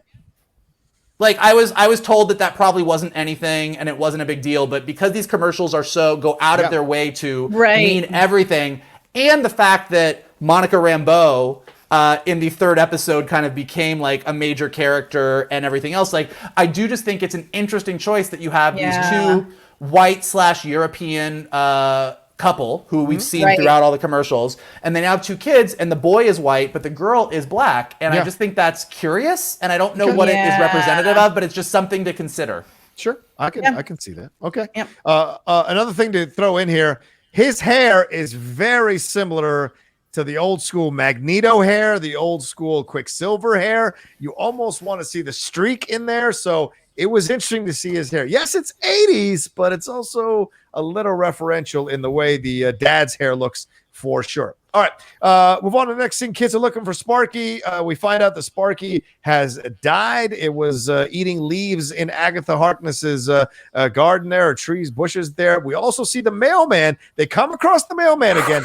I saw someone speculate, and I love this, that the mailman is actually the witness protection person inside that Jimmy Woo was referencing when he met Monica. So that could be the person who was on witness protection in there and just trying to survive. And he's so casual. He's so not afraid of Wanda. It's so interesting. He's not hesitant at all. He's like, "What's up, my dudes?" And then they tell them what's going on. He's like, "Oh, your mom will find it, right, ma'am?" And then rolls on out of there. Plus, he's sloppily dressed as a mailman. The hair looks like a wig. I just don't know if he's 100% what he seems to be. Agnes comes out of the bushes with the dog. Her hair is even bigger than before. It's insane. I remember the 80s, Lord God. She found Sparky in the azalea bushes. She ate the leaves. Now he's dead. The kids start to cry. Wanda stops them from aging up. This is really curious. Says the urge to run from this feeling is powerful. I know, Emma. They ask her to fix the dead since she can fix anything. Agnes asks if she can do that as if she doesn't know, which is weird. And then Wanda tries to explain that there are rules in life. We can't reverse death, no matter how sad things make us. Then Vision shows up, and Agnes looks, in my opinion, almost slightly pissed that Vision has shown up to kind of just mess up what she's trying to do here. What'd you think about this scene? I don't know if she necessarily looked kind of pissed, but I will say that there are definitely moments with Agnes. As I brought up, she's the one who brought up the idea that Geraldine didn't belong there, that there wasn't, she didn't have anywhere she fit into the neighborhood. She had no home, she had no family. And then again, this is Vision showing up in a moment where Wanda's trying to have a teaching moment with these kids. Right. And again, it is a little bit referential in terms of, which isn't to say that in sitcoms in the 50s, 60s, 70s, that they didn't have moments where more serious things occurred, but in the 80s in particular, and into the 90s, 2000s, etc., it's something that they sitcoms very frequently had these teaching moment episodes. It's not that weird really from a sitcom standpoint that Wanda's not in a place now where she's going to reset everything to be idyllic and perfect and always end the easy way, shall we say. And as she does that, it feels like sitcoms have become a more accurate representation of reality. And certainly as she gets closer to the era of her own reality, then she gets closer and closer to, again, her own actual reality outside of Westview. And so Vision showing up when he does just reinforces this idea of like, we're going to have this nice teaching moment. And also Wanda might have to start to confront the fact that she may be reanimated Vision. Right. You know, still not 100% right. Like she technically kind of maybe brought him back from the dead. We don't fully know what's going on there, but it's that like he's interrupting so that Wanda is almost like grasping closer at real reality and having, again, the teaching moment instead of going, everything's fine. Right. Yeah. Mike, the kids say you can do everything. So they clearly accept that Wanda is some sort of powerful sorcerer or wizard or witch or whatever you want to say. And so they say, bring the dog back to life.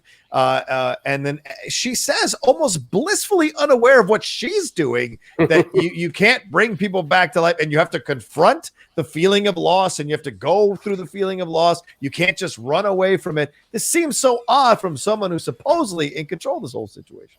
Well, I mean, I think that this scene is sort of getting to the point of like, she's really not in control of this situation. Yeah. Also, when they ask her to bring people back from the dead, I disagree, Johnny, with you a little bit about Agnes looking pissed or whatever. Like Agnes, first of all, seems completely genuinely sad that this dog died. She doesn't. Yeah. This isn't fake acting Agnes. No, this is like Agnes having like a real moment. And I don't agree, but all right. And particularly when Agnes looks at Wanda and says, "Can you do that? You can do that."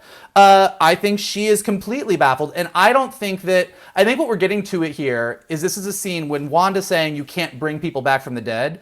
I think Wanda, it seems, probably was not the one that brought Vision back, perhaps. And I don't think it was Agnes either. I think it's whoever is above them in this hierarchy of whatever's going on. But I do think that this scene is kind of there to, there is the irony of her kind of talking about how to deal with grief when she's clearly not, but also to establish the fact that she can't bring Sparky back from the dead. That's not what her powers allow her to do. True. It's what somebody else's powers probably allow them to do. Maybe. Yeah. Shannon, what's your thoughts on this? Yeah, well, I had two thoughts. One, when the kids are saying, like, bring him back, my immediate thought when they were saying him was they weren't talking about the dog, they were talking about her brother. And that's probably me looking into it a little more than is actually there.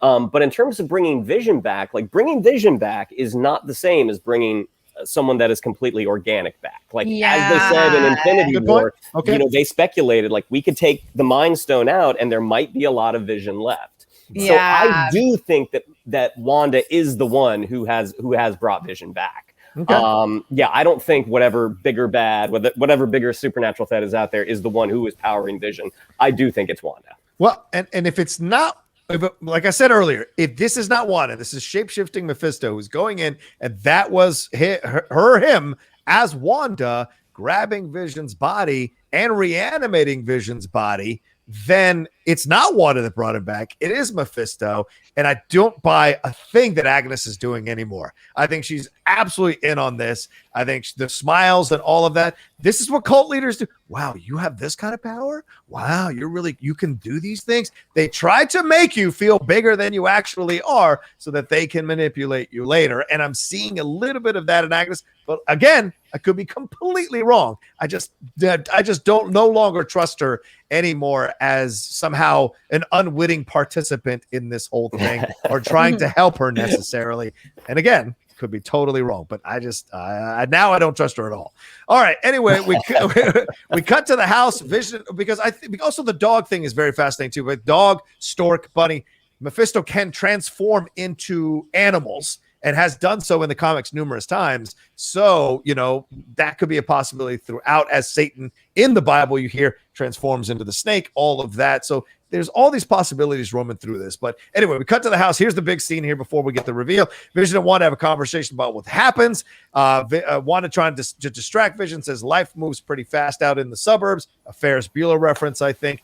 Vision tells her he spoke with Norm, and then he reveals how he unearthed his personality. I like that he says it, unearthed his personality, that he was in pain. He says he freed him from the mind control. She doesn't want to discuss it. And Vision says, you can't control me the way you do them. She says, can't I? And how many of us wouldn't have the ability, wouldn't love the ability to just hit the credits, get the studio audience, and get the fuck out of this argument? But Wanda tries, and it doesn't work, which they go into the other room. Vision won't let her, asks about the Maximoff anomaly. Vision screams at her that Norm has a family and he can't reach them. Wanda says she doesn't know what he's talking about. He screams to stop lying to him, rises in anger. The second time he's risen. Remember, the first time it's because he was joyful that the babies were coming, and the second, or nervous that the babies were coming. This time, rises in anger. Wanda matches him and turns on her powers. All of this, and she says, all of this is for us. And he asks, what is outside of Westview? And she says, you don't, and she says, you don't want to be out there. Trust me. And he says, you don't get to make that choice for me. You've never, and then Wanda's thrown off, says, you never talked to me like that before. Before what? I can't remember my life before Westview. She tries to calm him by saying, you're a dad and a husband. Vision asks why there's no children. Wanda says, ridiculous. She's controlling everything. I don't know how any of this started in the first place. That's the line. I don't know how any of this started in the first place. Vision says what she's doing here is wrong. Then there is a doorbell, and she says, I didn't do that, which is a break. All right. Where do I go on this one? Mikey, why don't you take this one? What's your feeling on this one? You give me a lot. Props to both of them on the acting here. It's amazing. Lord, yes. Paul Bettany's acting. When she tries to end the conversation and the credits roll and Vision is like, no, and just keeps going, it's so affecting. It was such a weird thing to watch credits rolling and one of the characters refuse to stop. Like, we are not ending this. Like, it was so powerful. And then he busts out of the door, like you said, and he's yelling that Norm has a family. Like, Paul Bettany has been so lovely, goofy, sitcom husband for so many episodes that for him to get this upset and this angry, and when he screams that he can't remember, like, it was such an amazingly powerful scene. But yes, I think the key things here are that Wanda says some things that I think could be portrayed as she's trying to deflect, and I don't think she is. And I think that, first of all, as we called in episode 2, yes, there are no children. Vision has finally figured this out. Right. Children are the key of this. Children are the key. When we wrap everything up, I'll tell you sort of my overall working theory at the moment. But Wanda, do you really think I'm controlling everything, that I'm somehow in charge of everyone in Westview? I don't know how any of this started in the first place. I think that's 1,000% true. Yep. I think she's not controlling. She's controlling everything in her limited sphere. She can keep things, she kind of distracts Vision. She does have her powers have leveled up, but she is not the puppet master of all of Westview. Right. She can't actually do that. And I think that's really, really, really important. Also important for their relationship, Vision doesn't believe her. Yep. Vision says, when the doorbell does ring, and before we get to that part, but when the doorbell does ring, she says, I didn't do that. You don't believe me. And Vision says, I want to, but at this point, I'm ignoring statistics. He does not, he has lost trust. Like, so as we said before, when he says to her in that earlier scene, you and I have always been of the same mind. Yeah. Even in Civil War, when she turns on him and leaves with Hawkeye, they apologize to each other at the end of the fight. Like, even in that confrontation, they were always sort of on the same page. And here, they are very much not for the first time. Yeah. Emma, thoughts on this? I mean, it was just like, again, it definitely brought up the idea, as you say, the very intentional wording of, I don't know how any of this started in the first place. Again, it like cycles back to the conversation with Monica where she's like, I don't believe that you wanted to hurt anybody. Right. And that and the thing is that it's like, it doesn't necessarily mean that she's not the architect of this, because I think that on some level, her powers are what is maintaining this reality. But whether it's but it's certainly not 100% her who is maintaining the illusion. You know what I mean? And it's like, but I think that the illusion is dependent upon her wanting it to exist. Which is, I think, where that ending scene comes in.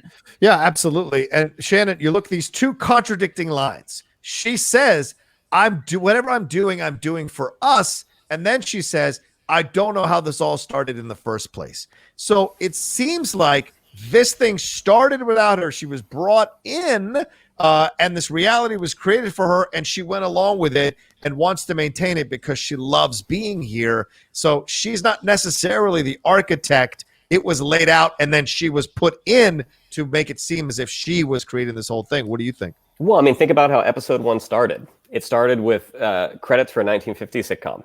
Yeah. Like, it just started. Like, we didn't, and that was one of the choices that kind of initially surprised me. And I'm like, oh, we're just going straight into this. And it had less to do with it being a creative choice, but more being like, this is what is actually happening. This is where she wakes up. She wakes up in a perfectly idyllic life. Yeah. And even though, like, I mean, I can't say anything better than Mike and Emma have already said, but one thing that really struck me with Paul Bettany, when he turns around and talks about Norm, even though like Paul Bettany has sounded the same the entire series, he still has his English accent. When he says, you know, I removed your oversight. Yeah. That is the first time to me he really sounds like the Vision that we know from the movie. Is it that clinical seriousness? Great point. Yeah. Great point. Absolutely.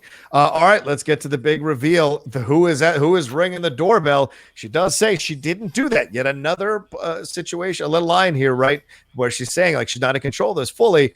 Wanda opens the door. We cut to the base, hear the warning sounds, and Wanda sees Evan Peters there as essentially her brother Pietro, possibly Quicksilver. He's dressed in a badass 80s leather jacket.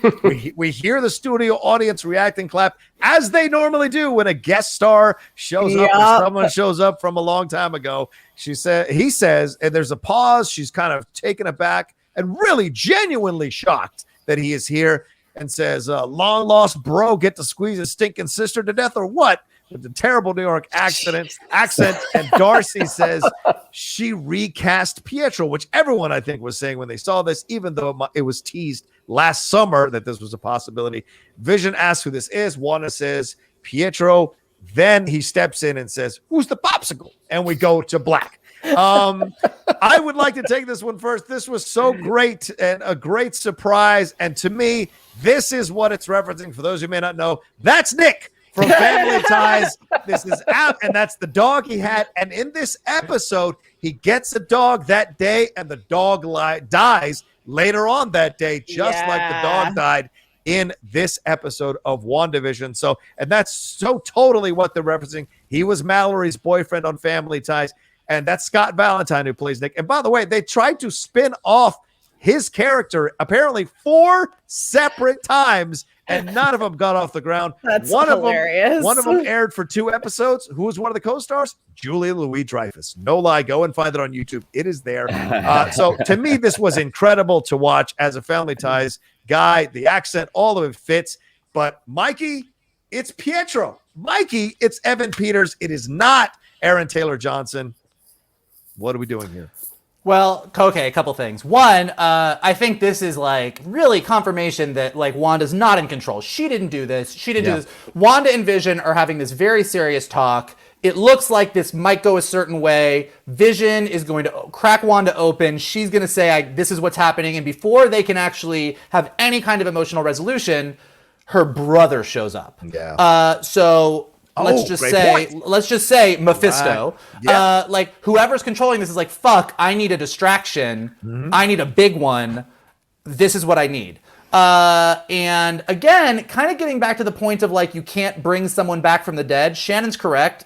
Vision is kind of an exception to the rule because of what he is. Mm-hmm. But whoever's controlling the strings didn't resurrect her Pietro. Right. They had to go pluck a Pietro from another universe and drop him in here. So I think that this kind of shows that someone is pulling the strings and trying to keep Wanda happy or in check at least. And then, yes, we've all talked about this. Like, if it would be maybe what are they doing? Except that we know that the multiverse is cracking open in Spider-Man 3, and we know Doctor Strange 2 is called the Multiverse of Madness. Yeah. So, yes, guys, the multiverse is here. This is the Pietro from the other X-Men movies. Yeah. He is a mutant. He is here. Does this mean that all the mutants from the Fox movies are about to get dumped in the Marvel Universe? As I sincerely hope not. I think that would be a cheap out. But it does introduce the idea of mutants. And depending on how Pietro and Wanda's conversations go forward, is this going to be a situation where Pietro tells her in his world all people have powers and Wanda thinks that's a good idea and does House of M in reverse? Like, there's a lot of possibilities for what this means.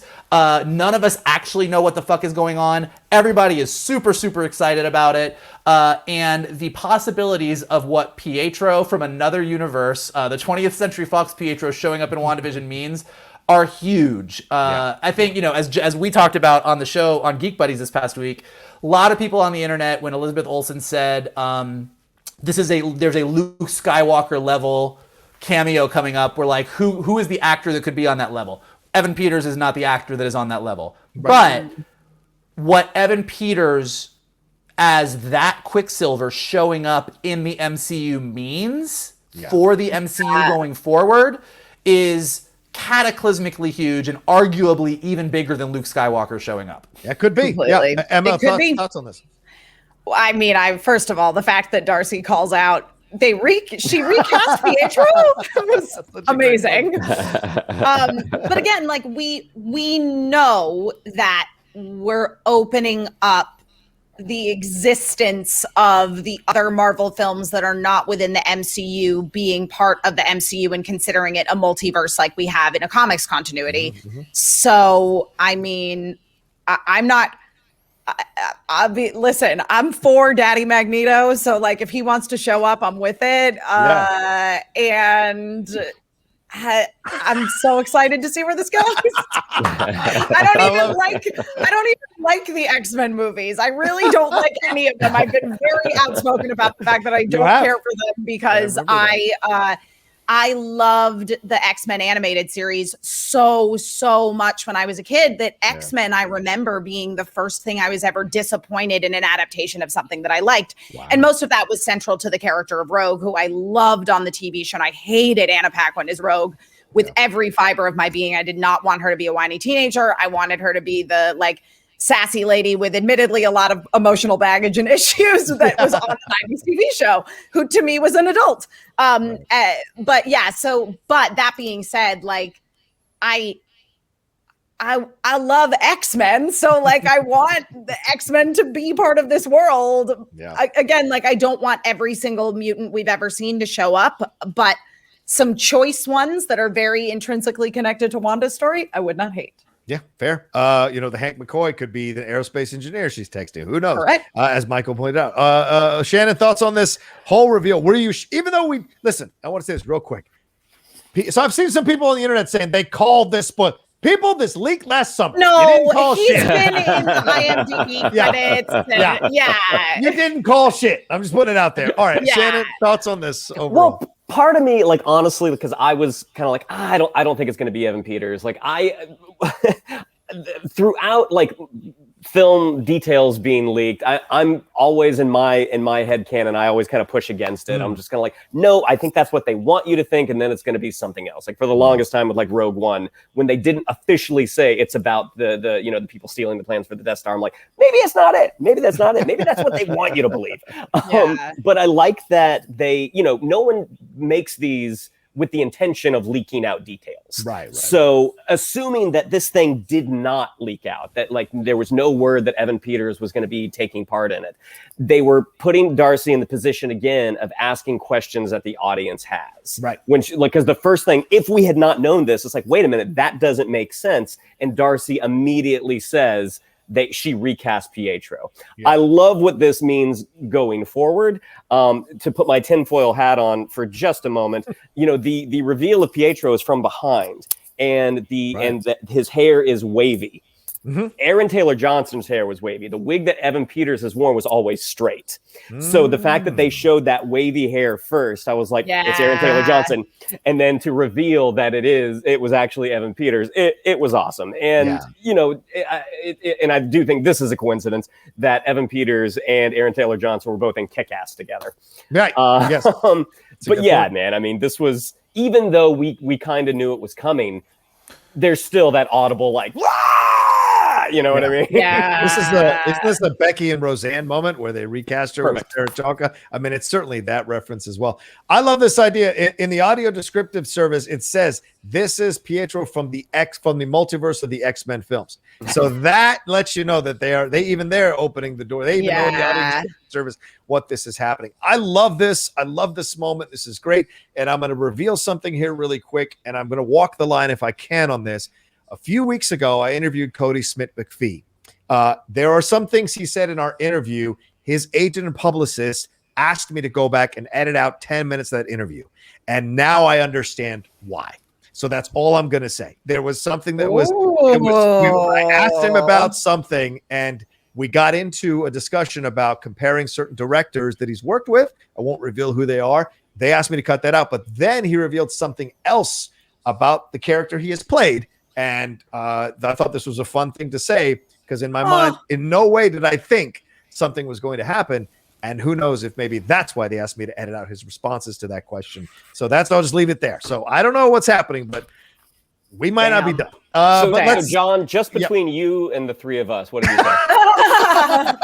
We'll see. But anyway, I loved it. I thought it was a great reveal. All right. So that's the end of the episode. Who knows what the hell we got coming up next week, other than the people who worked on it, obviously, but we're all looking forward to it. Michael, let's get to the theory you've been teasing all episode about what you think is happening here, and then get everyone else's final thoughts and theories, and we'll get on out of here. Mike. Yeah, look, again, like taking everything as a whole, and as we know, each week we get a new episode that takes us in a wildly different direction. So my theory this week could probably not be my theory 7 days from now. But I'm a big fan of fairy tales, and I like Rumpelstiltskin a lot. And Rumpelstiltskin fairy tale is, hey, I want this thing to happen that's impossible. And Rumpelstiltskin shows up and says, I'll make a deal with you. I'll give you that. Just give me your firstborn child. Like, that's what it's about. Yeah.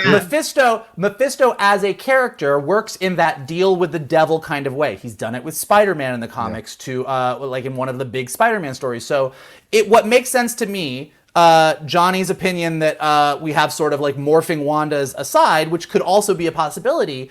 I think that Wanda found out where Vision was and went and got that body because that's her man, and couldn't do anything with it, was grieving over this dead body. And I'm assuming Mephisto shows up and says, hey, this is a shame. I could make your life perfect, you and Vision. I'm just going to make a deal with you. It's easy deal. You get what you want, and I get what I want. Yeah. And snap fingers, they're in a 50s sitcom.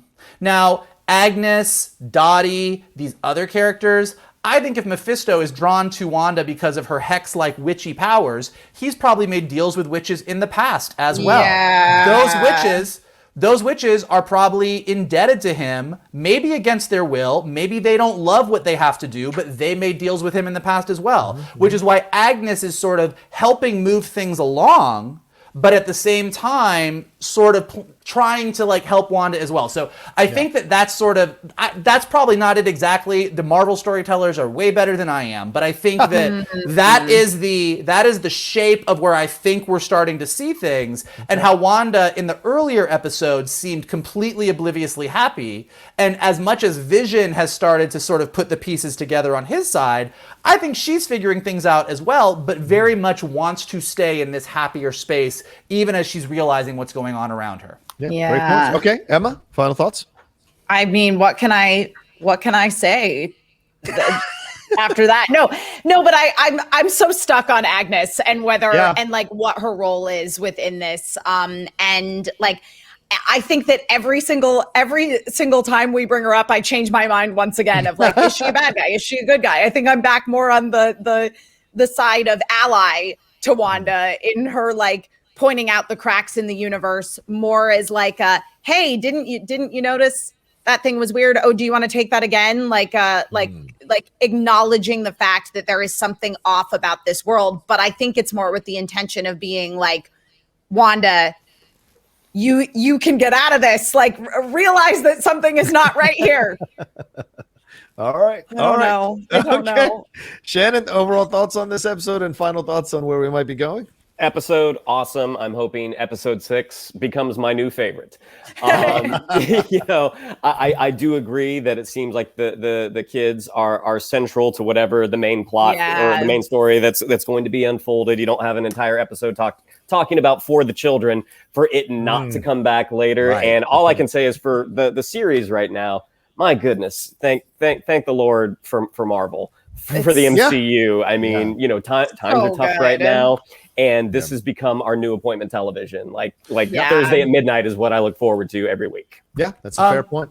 Oh, you've got one thing off. Okay, I know I already said so much, but no, one thing off of what Shannon just said that I do think is interesting, because so much was made about people who are tied to the Infinity Stones being so powerful. Wanda, Carol, even Vision.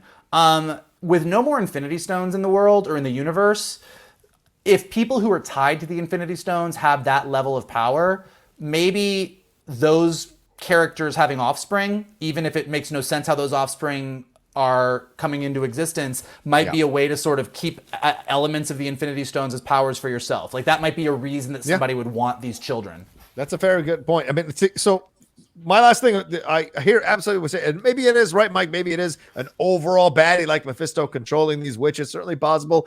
I'm just looking at Agnes and I'm seeing her constantly playing the best friend, always showing up at the right time. What happens? Evan Peters shows up right at that moment, just again at the door to kind of stop this from breaking or what have you. But also the kids grow up every time she's around, and they also threatened it to grow up after the dog died. So those are those moments, right? They grew up when she was babysitting. They grew up when she brought the doghouse and she said, you got to be 10 years old, or Wanda says you got to be 10 years old. They grew up. And then at that moment, when she comes out with the dog, she's almost forcing the kids to grow up again. I think she's trying to speed along this process where these kids grow up so she can control Wiccan and Speed and control Wanda and control this situation. That's a really good point, John. Or Mephisto is doing it through Agnes, but I think she's a little more involved than people think, because I also think you don't cast Jessica and not give her an incredible part to play in something like this. So in my own personal opinion, but then again, Michael could be absolutely right. You just never know. But you can't ignore that she's always around when the kids want to grow up. That just means something to me in my mind. All right, well, there you go. That's our spoiler review for episode 5 of WandaVision. Yes, it's our longest one we've done yet, but it's also the longest episode that has been going on WandaVision. So, and so many of you, thank you so much for the incredible compliments you all have been leaving down in the comments section, on Twitter, on the social media, and really enjoying our reviews. We all can't thank you enough for watching them, for commenting on them, for liking them, and for sharing. That means the world to all of us. Shannon, what do we got to tell them? Yeah, if you'd like to follow us on social media, on Twitter, it's @geek_buddies. On Instagram, @the_geek_buddies. If you'd like to follow me on social media, on Twitter, it's @Shannon_McClung. On Instagram, @ShannonTheGeekBuddy. If you would like to follow Mr. Vogel, it is @MK2. And if you would like to follow Mr. Rocha, it is @TheRochaSys. And Emma, you've been incredible being a guest for this series of things. Thank you so much. Every week. You are amazing. No, honestly, you're so essential to this review show. Please tell us where they can find you and everything you got going on. Yeah, I'm at Emma Fyffe all over the internet. That's my name. I keep it real simple. On my Twitch channel on Thursdays, which is twitch.tv/Emma Fyffe, I am doing a stream which I refer to as Thirst Days at 6 p.m. Pacific. I make cocktails and play otome games, which are Japanese romance sims. Playing Code Realize right now. It honestly, we adopted Dracula last week, and like that's not like a euphemism or like we adopted literally, like we adopted Dracula. He's now our son, sort of. So it's getting wild. Please come hang out if you want to. And then of course, awesome. I'm doing work over on the download on Ven. New episodes drop on ven.tv every Monday through Friday at 10 a.m. Pacific, and they rebroadcast at 6 p.m. And then also we have the Ven Download YouTube channel, where I've got some projects that are in development that we'll start shooting next week. So they should be up there in the next couple of weeks that I'm really excited about. Awesome. Yeah, please follow Em and everything she does. Michael, what do we have to tell them? Look, we got a lot of things going for us, this little podcast. Brevity is not one of them today. But if you made it this far, hopefully you stick with us. Here's what we need you to do. Hit the like button below. Subscribe to Johnny's Outlaw page. Lots of amazing content. If you are listening to us right now on Anchor or Spotify or Apple Podcasts, go ahead and give us some stars. Give us some comments. Helps us go up in the rankings. And the best thing that you guys can do is link this in your Twitter profiles. Retweet this. Tell people to check it out. Send it to your friends who are confused about WandaVision. Tell them you have an epic review of this week's episode, and it's going to dive deep for your friends. So that is what you can do for us. That's right. Do all that for us, and never forget Baby Vision. All right, that's it for us. We're getting out of here. Thanks, everybody. Thanks for watching this episode of WandaVision spoiler review for episode 5 on the Geek Buddies. Hey!